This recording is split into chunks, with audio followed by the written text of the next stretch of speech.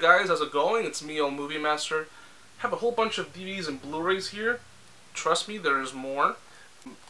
The first movie that I have here is It. I really enjoyed this remake.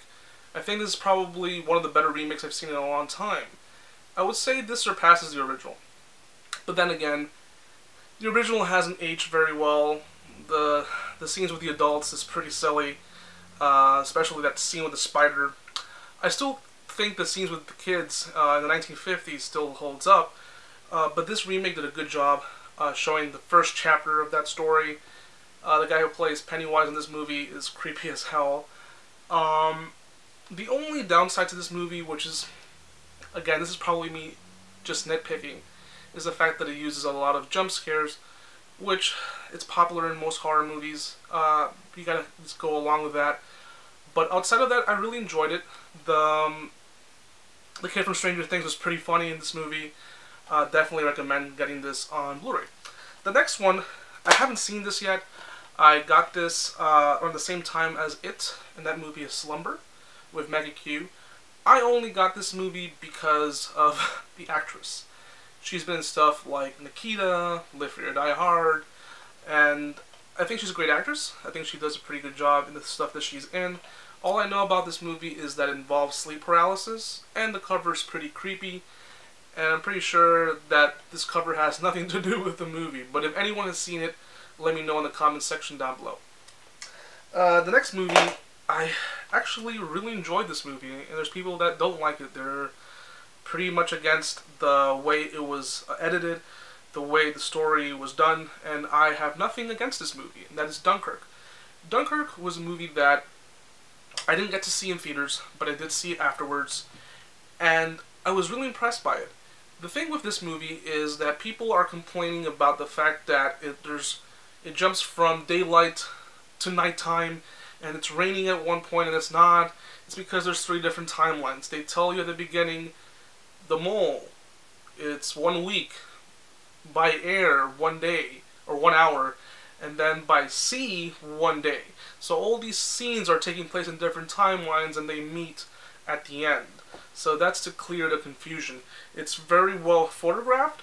I believe it's the same cinematographer from Spectre and the movie Her. I forget his name, is Hoytma, I can't pronounce it, but he did a really amazing job with the cinematography. The score from Hans Zimmer is very good. Picture quality is amazing. I don't have this on 4K because I don't have a 4K TV yet, but either way, it looks fantastic. I repurchased the Die Hard collection on Blu-ray because for a long time, Live Free or Die Hard was not available on Blu-ray. It was only available on DVD, and the DVD copy that I had, it just didn't hold up anymore.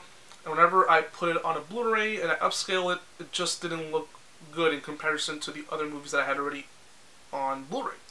So they finally released it on Blu-ray. It looks great, has the unrated cut. And what's so important about the unrated cut? Well, outside of CGI blood, they finally add this one little bit of dialogue that was excluded from the theatrical. And it's a scene where John McClane says a famous line of Yippee-ki-yay, motherfucker. He doesn't say it. Instead, he says Yippee-ki-yay, and he has a gun, shoots, mother, bang! And it's really stupid. So finally they put motherfucker! And I need that in my Die Hard movies. So for that reason I got the Blu-ray, all movies on Blu-ray. And it was only 24 bucks, so that's pretty good for all the movies on one little nice package. Next movie is literally the equivalent of dog shit. And I didn't know this before purchasing it. I should have watched it before buying it. But I got it because of the actors, and that movie is Assassin's Creed, with Michael Fassbender, Mary Cutler, and Jeremy Irons. The movie's terrible. It's awful. They're all great actors, but upon being directed by this guy, they just are very dull. The movie takes place in the present, it takes place in the past, and apparently this guy, played by Michael Fassbender, his ancestor was part of this secret society, and he gets attached to this Matrix-like machine, gets to experience the past, and it's so confusing, it's so stupid.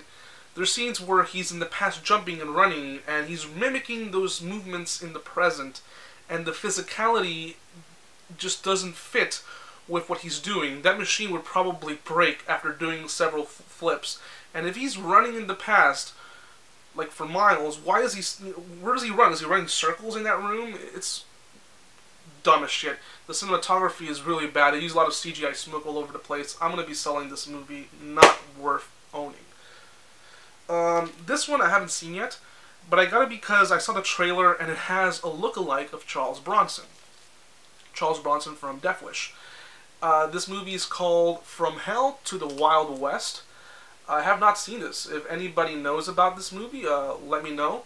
This looks ridiculous. It's supposed to be Charles Bronson in a horror western, so that looks pretty interesting and pretty neat. I haven't seen it yet, though. Next one, I have not seen this yet. I've heard mixed stuff, and it's from a producer of Split, Get Out, and The Purge. It's Amityville: The Awakening. This movie was pushed back several times from its release. I believe like 4 times. This movie was supposed to come out back in 2012, and they kept pushing it back for some odd reason, and finally it came out last year, but apparently it wasn't very good. But I'm still curious because I like the Amityville movies. I'm always entertained by them, even by the bad ones. Next one, I saw this when it first came out, and I had to get it on Blu Ray. I'm not the biggest fan of Aronofsky. He has hit or misses. He has great movies like Requiem, bad movies like Noah, and then he has Mother. You either love or hate this movie. I liked it. It was really well done, but I can see why people would not like this movie, especially towards the later half of the film where a lot of crazy shit happens in the house. But it's really good. It has some strange things happening. That's all I will say for those who haven't seen it. Next one up is a movie that I got on Blu-ray as a gift on Christmas, and that movie is Microwave Massacre, released through Arrow Video. I had this on VHS for a long time. The VHS copy that I had was worn out. A friend of mine took note that I had seen this movie on a convention. We went to a convention, I believe it was in Tampa, and I was looking at, was it either Tampa or Orlando, I don't remember, but I was looking, it's like, oh shit, Microwave Massacre, and he remembered and he got it for me. Thanks. This movie's really cheesy, really corny. It's a guy who is tired of his wife doing microwave dinners for him, so he kills her and microwaves her and starts eating her. Trust me, it's better than what it sounds. It's actually a pretty entertaining comedy, horror comedy. Another movie that I got from Arrow Video, this one, I'm not sure if I got this as a gift or if I bought this. I don't remember. The movie's Blood Rage. I first saw this movie on a streaming service, I think it was Fandor. Fandor had this movie under another title, because there's 3 different versions of this movie. And apparently it was called Nightmare at Shadow Woods. And that's the censored cut. Watch Blood Rage. This is one of the most bloodiest slasher films I've ever seen. And not many people know about this movie, and it's pretty good. It has a really nice cover. And like all Arrow Video movies, you can choose which cover you want. I like this cover the most. But it's basically 2 twins. One's crazy and one is not. And apparently the one that is crazy is not in a mental institution. He's out and about killing people, pretending to be sane, whereas the one who is sane is in the mental institution. And it says, this Thanksgiving, it's not cranberry sauce. It takes place during that time, and it's really, really ridiculous. It doesn't take itself too seriously, and it's a fun movie. If you like horror, that is. Next one, I saw this not too long ago, but I got this earlier in the year, last year, and that's 13 Hours, The Secret Soldiers of Benghazi. This is a good movie. I was surprised how good this was. Michael Bay is a hit or miss. Like, a lot of people hate Michael Bay, they say he's a hack. I don't think he's a hack. He can make good movies. He's made good movies in the past, like The Rock, The Island, Bad Boys, and sure, he has those awful Transformers movies, but for once, he stepped back and let his ego to the side, and he made a good horror movie that respects the memories of the soldiers who fought. It's very well done. It doesn't really talk about the politics. It really just goes into what happened. And it's good because as a viewer, you're just as confused about the certain things that are happening as the soldiers are. So it creates a sense of realism. They interviewed the soldiers who were portrayed in this film, and apparently they are very happy with how the film turned out. They were advisors, and they said that this film depicts a very accurate tale of what happened in Benghazi. The next film I got, a lot of people hated this movie, and I get why, because we've been waiting, I think, 17 years for this movie, and we finally get this very mediocre mess, Jeepers Creepers 3. So, there's a long history with the director. People, are going to say, why do you support a pedophile and all this other stuff? I'm not going to get into that. I watch movies just to watch movies. I am not, the type of person that is going to talk about this subject. If what he did was wrong, he did that in the past, and he went to prison for it, and he paid for it. With that said, people have seen the original Jeepers Creepers, and they've seen the sequel, and I think those two movies are great. They're fun horror movies. This third one, it's not the worst thing in the world. I actually enjoyed it for what it is. It's a lower budget film, and it takes place between 1 and 2. This is not a twist or anything, because once you start watching the movie, you start noticing that this is in 2017. This looks very familiar to Part 1. It's because it starts where Part 1 ends, and it ends where Part 2 starts. So it fits right, like a sandwich, right in there with the first two movies. Sure, we've been waiting 17 years for a sequel, and so we got a prequel. No one asked for it. It's a lower budget film. A lot of the scenes with the creeper take place in the day, so that hinders a lot of the makeup effects. You can tell it's a little cheaper. I do like what they did with his truck. This truck is like a booby trap, and they did a lot of cool things with this truck. The acting, it's a bit of a hit and miss. The girl and the boy in this film, who are the centerpiece of this film, don't act very well. There's a story involving his hand, and the only guys who do a pretty good job are one of the guys from Part 1, who was a cop at the end of Part 1, and this new guy who is hunting the creature. He knows about its history, but it's definitely the weakest, but it's not the worst film I've ever seen. I've seen a lot other sequels that are really disappointing, that you were like, this is just the worst shit. I don't even want to own this. Got a lot of hate. I get it. It's a low budget film, but it's not the worst thing I've ever seen. So let's move forward. So now we have here, I'm going to try to move as quickly as possible, Split. I first saw this in theaters, and I was a little bit mixed by it, because at the end we find out that this takes place, spoilers, if you don't want to know about it, cover your ears, but you find out that this takes place in the same universe as Unbreakable, and my thoughts were, this isn't really much of a twist. This is just like, oh, this is a little extra nugget that we're getting, a little bit thing here where we're fitting this movie into a previous film that took place 17 years prior. And that's fine, and upon rewatching, I really enjoy it more because of that. When you watch Unbreakable and Split back to back, they fit perfectly in terms of the tone, the cinematography, the acting, and I'm really excited what they're going to do with the film Glass, which I believe is coming out next year. The next one, this movie, unlike Jeepers Creepers 3, this movie was garbage. This is just god-awful. And I would only keep this movie in my collection because I'm a completist and I like having all the movies in the series. And that movie's Leatherface. Jesus fucking Christ. If you thought Texas Chainsaw, the one that came out in 2013, was bad, with that god-awful scene, what was it that she says? Here you go, cuz, or do your thing, cuz. This movie was ridiculous. Again, just like the other one, they're trying to make Leatherface this anti-hero, this guy who's misunderstood, he's a rebel. They tried what they did with this movie was kind of like what they did with Natural Born Killers. These are misunderstand people, and it doesn't fit with the original, because this is supposed to be an origin story, and it's supposed to take place before the original. I didn't buy it. I really did not buy it. The next one, people are going to say, why would you buy this if this is on Netflix? I don't care. Stranger Things. This is a really nice set. It looks like a VHS tape. Has all the movies on DVD and Blu Ray, and it brings a really cool poster. I like Stranger Things. I still haven't finished season 2. I know they're already on to season 3. They're going to start that in May, I believe. But this is a really nice set. You know, it plays on the nostalgia. One thing about this set, there's people online selling this for a ridiculous amount.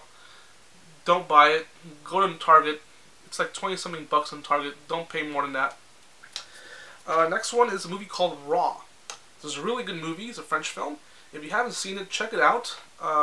It's not as gory as you would think. It involves cannibalism, but it does a good job in not showing, and leaving it all to your imagination, which is what a good horror movie should do. Next one, yes, I know this was a bad movie. It's actually in the worst films of last year, and it was in my worst list, but I have it because I like Tom Cruise, and that movie is The Mummy. This was really bad. Yes, I know. Don't judge me. There are things in it that I did like, and there are things in it that makes me laugh.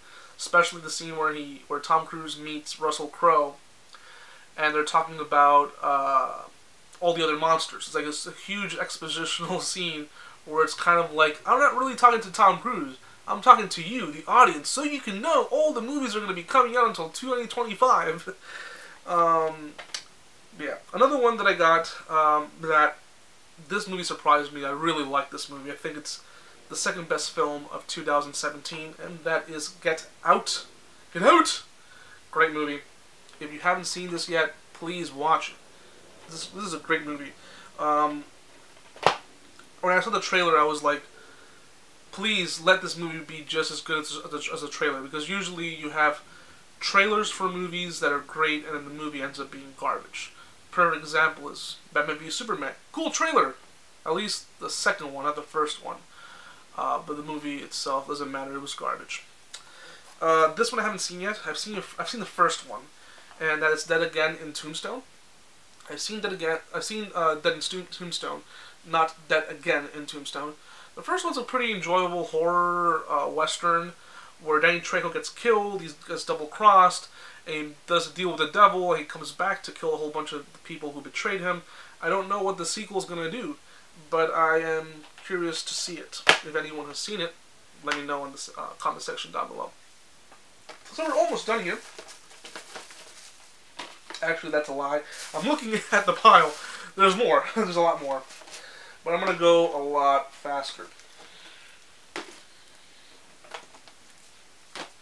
So, okay. Annabelle Creation. Annabelle Creation I haven't seen yet, but I've heard that it's actually better than the first one. The first one wasn't very good. I saw the first one. It was one of the worst films I had seen in quite some time. It had good cinematography, and it felt like the 60s, but it wasn't scary at all. This movie I saw on Amazon Prime. I believe it's still on Amazon Prime, and it was so good that I ended up buying it on Blu Ray. Silence. This is a good movie. I've recommended this film to a couple of people, and even professors, and they were like, yeah, I don't like this movie. This movie's boring. But if you like films that take their time to develop and show you complex characters, you're going to enjoy Silence. This film is based on a true story. It takes place during a time where these Jesuit priests were in Japan, and the religion was outlawed. You couldn't practice Christianity, only Buddhism. And they would force anyone who believed in Christianity to step over any religious imagery. And it's very well done. I liked it, and the ending was really, really good. One of Martin Scorsese's greatest films in a long, long time. But then again, he always makes good movies. But it had been a while since I had seen one of his films that just, left me mesmerized. So, Tootsie, I got this on Criterion.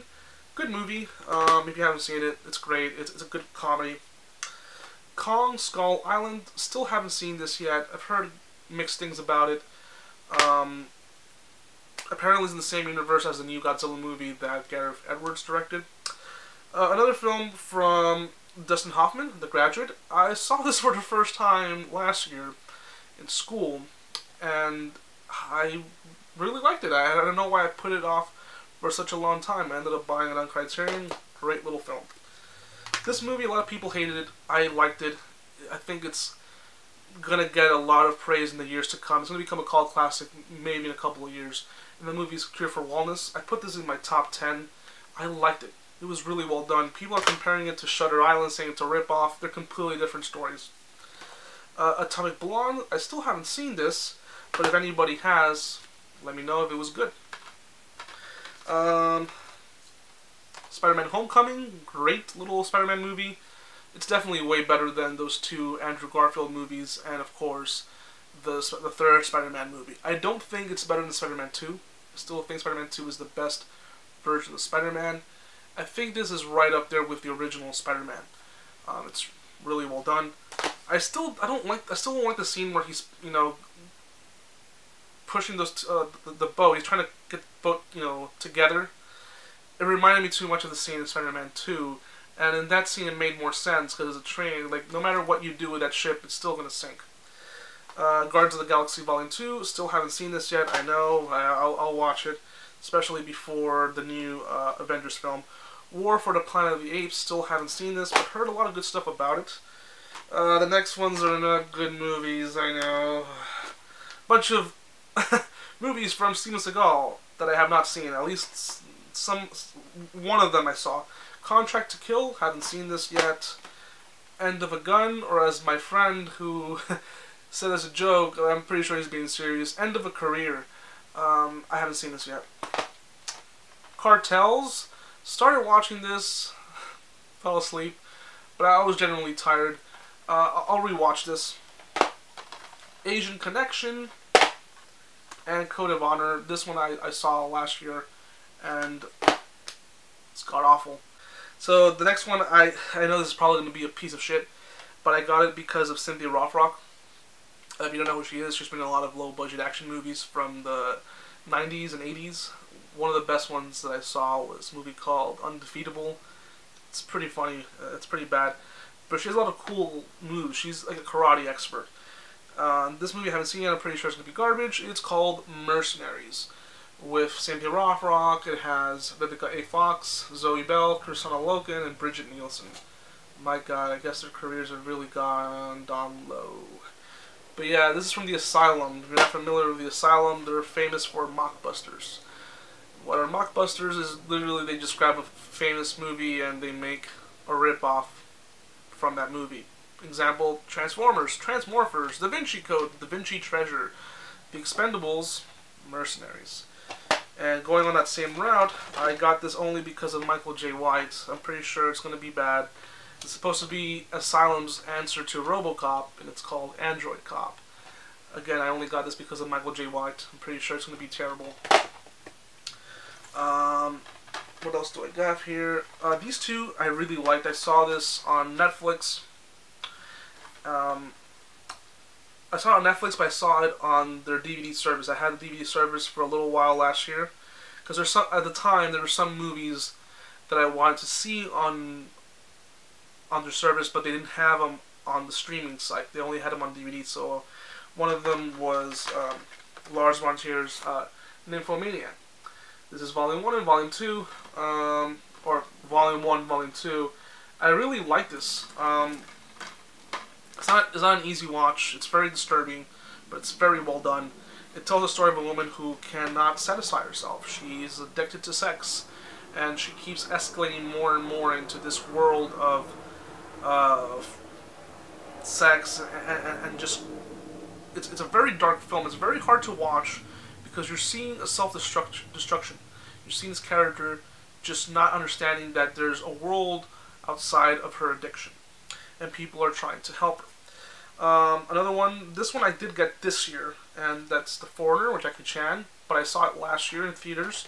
I liked it. I think Jackie Chan still has the chops. The only thing I did not like about this movie was Pierce Brosnan. I like Pierce Brosnan, but his Irish accent, damn. He sounded from like something from Lucky Charms. I can't do an Irish accent, but neither can he.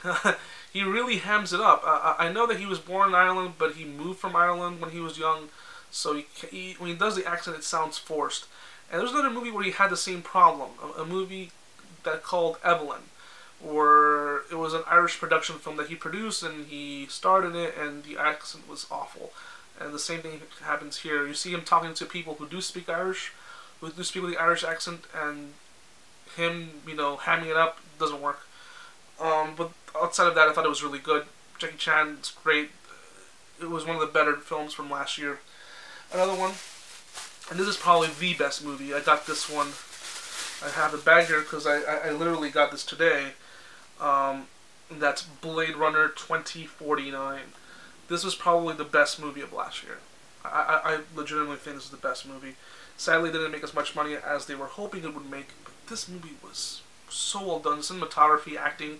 I never thought it would get a sequel to Blade Runner, and let alone a sequel that is perhaps even better than the original. It was so good. I saw this in theaters back to back with the original on a huge screen. It was like an IMAX screen. It's one of the few real IMAX screens, and it was gorgeous. Both films, you know, watching them back to back, and it fits so perfectly. So yeah, these are the movies that I got from 2017 to now 2018. Let me know which movies of these you watched in your opinion. I am El Movie Master. Stay tuned, there's going to be a couple more videos. I'm working on a couple of things that I want to talk about, and so yeah. Anyway guys, until next time.